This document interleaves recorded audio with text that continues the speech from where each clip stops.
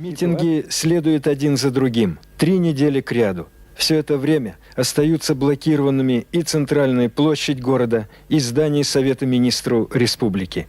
Политический кризис достиг наивысшей остроты.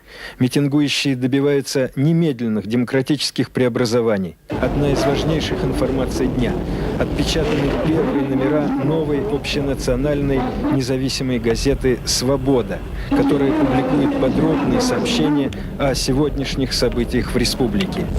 Продолжается запись добровольцев в Национальную гвардию. В ее рядах уже сотни молодых людей.